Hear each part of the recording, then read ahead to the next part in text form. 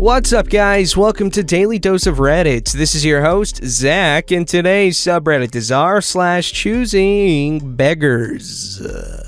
This story's called Entitled Mom Uses Her Daughter to Scam Me for Cheap Pizza. Crappy Mom Tries to Scam Me for Cheap Pizza, also posted to r/trashytext. While working at a pizza place in Los Angeles, I had a customer come in with her young daughter, probably around 8 to 11 years old. They had balloons and other birthday paraphernalia. First thing the mother says is that it's her daughter's birthday today. I said happy birthday to the daughter, who replied with, "Thank you, but it was actually Friday." The mom had a kind of nervous look on her face, but quickly took it off. I didn't see this as a red flag, but it was definitely strange. They look over the menu for a minute or two and place their order. It was roughly $100 worth of food. The mom then asked me if we can deliver to a nearby park where they would be having the birthday party. This was also strange, as people usually place delivery orders over the phone, but this had happened a couple of times before, so I didn't think too much of it. Once it comes time for payments, the mom asks if we have any sales or specials. This pizza place is popular and relatively high-end, so we rarely offer any kind of discounts for non-regulars. I told her no, we don't have any kind of discounts. She gave me a reluctant okay and asked for the price. I told her the price and she tried to haggle with me. I told her that I couldn't lower the price. She kept insisting I give her a better deal on the food. Eventually, I gave up and said that I would give her 10% off, our friends and family discount. She then asked for 25% off. I told her no and that she could take the 10% or leave. She left. The whole thing was weird, but we have to deal with scammers once in a while. I've never had someone try to haggle me before, but this isn't the weird part. About 10 minutes after this all went down, the young daughter comes inside, alone and holding a smartphone out. The daughter comes up to me and asks if they can get more than 10% off their order. I noticed that the mom was on speakerphone with her. That's why she had the phone out in her hand. The mom was listening to the conversation.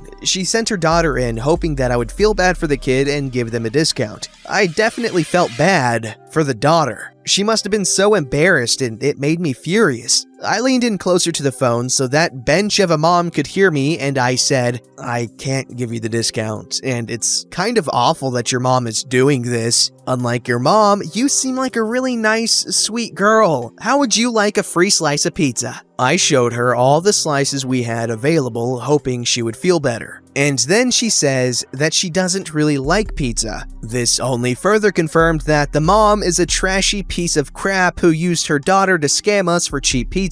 My blood boiled. How could anyone be that trashy? And for God's sake, don't get your kid involved in your little scheme. Anyways, I then offered the daughter a free soda. She didn't accept. I offered her a bottle of water. She didn't accept. Eventually, I just told her that she was really nice and should never do what her mom is doing. I wish I had the chance to speak to the mom alone so I could tell her she's a piece of crap and she should go love herself. I just hope that the daughter doesn't grow up to be like her mom. Side note, thank God for the honesty of little kids. If I believed that little girl actually had a birthday that day, I maybe would have given them a big discount. And screw that mom for putting in so much work and making her daughter lie. Okay, so what I'm thinking is maybe they were trying to have the birthday party that day as opposed to on the kid's birthday, because I don't know about y'all, but that's happened with us a few times where you just hold the birthday party on another day. And so I don't understand why anyone would need $100 worth of pizza unless they were having a party. But anyways, the mom was still really trashy in this situation. Poor kid.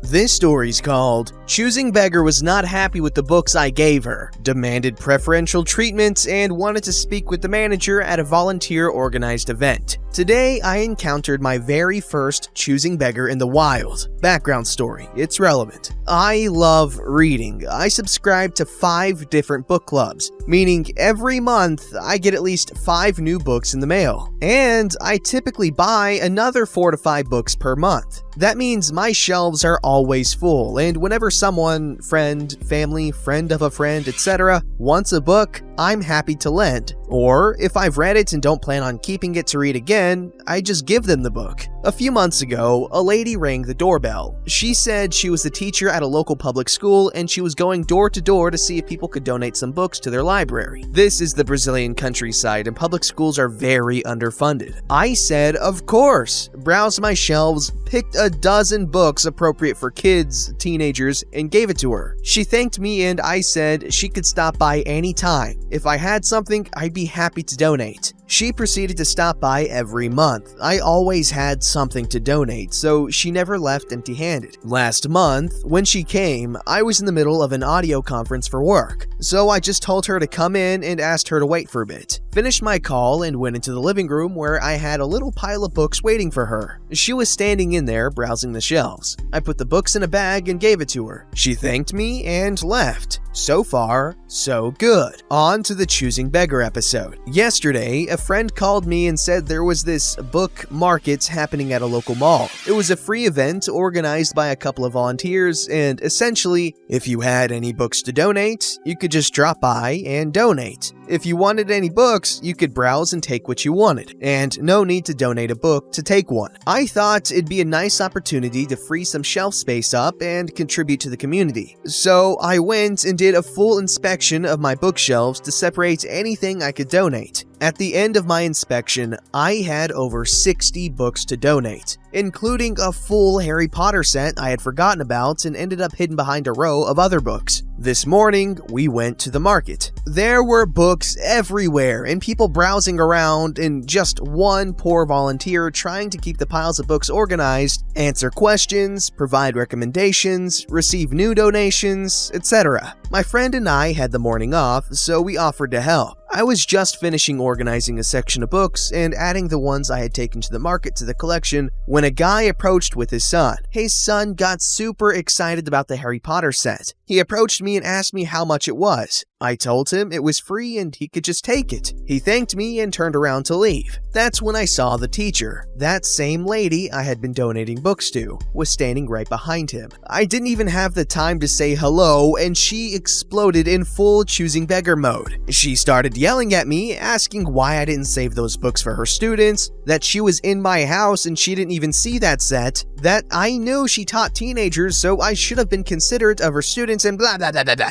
I couldn't believe what I was hearing. I had been giving this lady books for months. Faced with my silence, she went, "Well, what are you gonna do about it? Now you need to get a new set so I can have it for my students." Still unable to believe what was happening, my brain came up with 3 explanations. She was drunk, she was high, that was actually her evil twin sister. And the obvious conclusion was, this isn't a conversation worth having. So I just turned my back to her and continued organizing the books in my section of the market. Choosing Beggar tapped me in the shoulder and yelled, "Did you hear me?" To which I replied, "I did. That set has already been taken. Look around. If you find something you like, you're welcome to take it. If not, just leave." And that's when she demanded to speak with the manager. And not only that, but every time I or any of the other 2 volunteers tried to open our mouths to explain there is no manager, she would interrupt us and bark, "Manager, now!"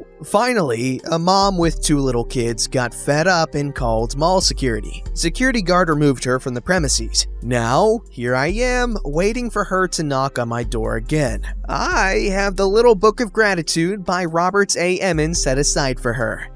I'm genuinely curious how people read that much. I used to read all the time, like that was what I would do with my free time. It was either play video games or read books. And, I would stay up all night reading and it was an obsession. However, when I got a phone, that completely changed. Now, just the thought of reading just sounds so unappealing and I hate it. But if you can read that much, then good for you. It gets you really smart. This story's called Lady Wanted 5-foot-long subs for free. This happened when I was like 18 and I still worked at Subway. So it's a little old, but this incident will always stay with me. So I used to work at Subway and we had this one lady who would come in like once a week and claim that we messed up her order and demand a free sandwich. Since it's fast food, we all know the age-old saying, the customer is always right, in case you didn't know. But but I didn't really start to pick up on this happening with her specifically until maybe the third time she did it. So anyways, I'm in the middle of a Subway lunch rush. This woman comes in and orders 5-foot-long subs. Fine, great, no biggie. But she was getting needlessly complicated with her orders. Like, she would ask for one sandwich, then take it back mid-order and say she wanted something else. And she did this for every sub. I recognized her at this point, and while she was being difficult, she wasn't trying to get anything for free, so whatevs. We ring up her order, take her payments, and she's on her way.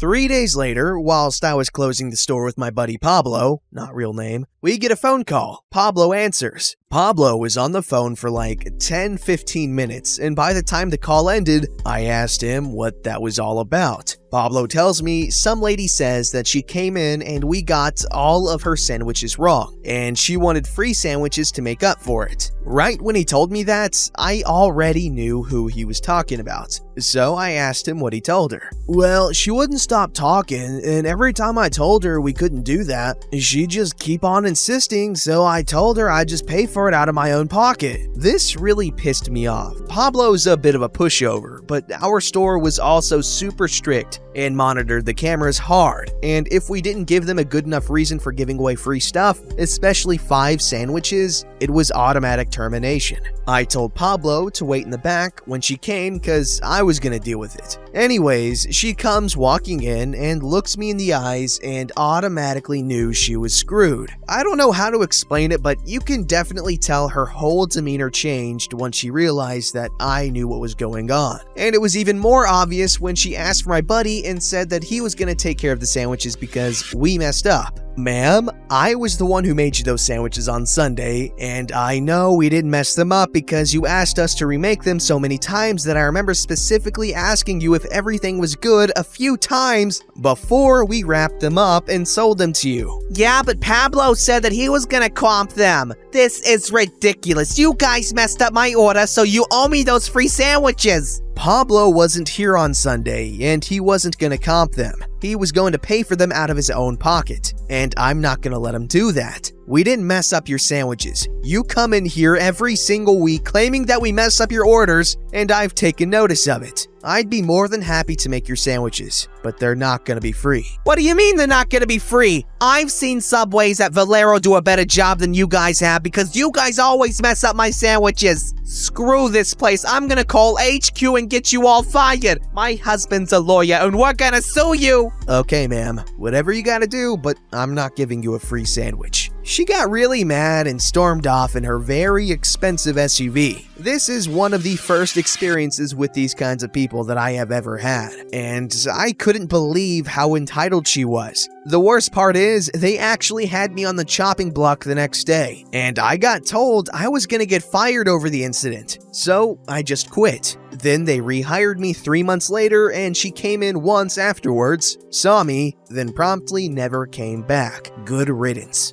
This story's called Landlord Drama. I am a landlord, and having lived paycheck to paycheck and working 2 jobs most of my 20s and 30s, I finally saved up enough to invest in some real estate, flipped a couple of properties, and turned my second job into working for myself, and now at 50, I own a few rental units but still work a full-time job. I get the working class and what it is like struggling to have a place to live, truck to drive, and food to eat. My mother was single and raised me and my brother, and she struggled too. So as a landlord, I tend to be soft on people that were just like me at one time. I rented an apartment to a single mother. At first, it was a couple, but the husband left for whatever reason, and it was just her and the baby. She could not pay rent on time because she only got paid once a month. So I gave a little grace and changed the due date to the 7th and never charged her a late fee as long as she paid by the 15th. She could barely afford food or utilities, so I put ceiling fans in the unit to help keep it cool, and I had an old washer and dryer set from an older unit, and I installed them for her so she could wash her clothes. My wife would also sometimes babysit for her, and we also made sure she had diapers for the baby and food. In one of the other units was a couple. The husband worked and she stayed home. When they had a baby, I sent them a card with a $50 gift certificate and wished them well. I was not prepared for the response. She wanted to renegotiate the rent. wanted a brand new washer and dryer, ceiling fans, and complained the $50 gift certificate would not even cover diapers and formula for a month. So I ignored her, but then the rent started being late. After my letters were ignored, I made a courtesy call. She was indignant that I would ask her to pay rent on the 1st when